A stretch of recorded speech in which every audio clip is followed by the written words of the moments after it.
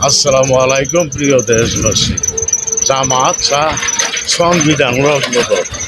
জামাত ওরা তো স্বাধীনতা বিশ্বাসী না, স্বাধীনতার শত্রু, ৭১-এর মুক্তিযুদ্ধের শত্রু।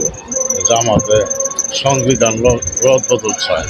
তারা তো চাবে, তারা মুক্তিযুদ্ধের শত্রু, তারা জনগণের শত্রু, দেশের শত্রু, বাংলাদেশের শত্রু। তারা আন্দোলন, আজকে তারা ১১ তারিখ আন্দোলন করবে। তারা গণভোট চায়। গণভোট জনগণে পাশা দিয়া দিবে আইটোলা বাসের মতো। আওয়ামী লীগটা আন্দোলন করে তাদের নিবন্ধন স্থগিত করে দিচ্ছে, তারা আন্দোলন করতে পারে, তারা করুক। সেটা দেশের বর্তমান সরকার ও প্রশাসন বুঝবে। জামাত কী করে এই ১১ তারিখে আন্দোলন করতে চায়?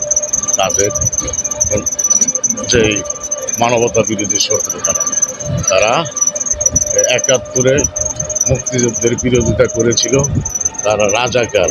সেই তাদের যেই অপরাধ করেছে ৭১-এ, সেই অপরাধেরই সাজা হয় না এখন পর্যন্ত।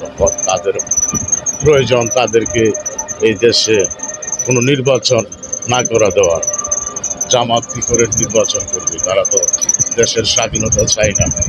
সেই দল নির্বাচন করতে পারলে সব দলেই করতে পারবে।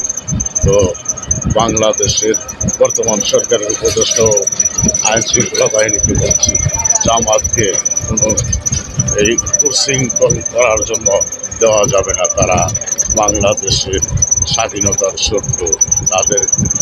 তাদেরকে এই দেশে নির্বাচন করা দেওয়া উচিত না এই বাংলাদেশে।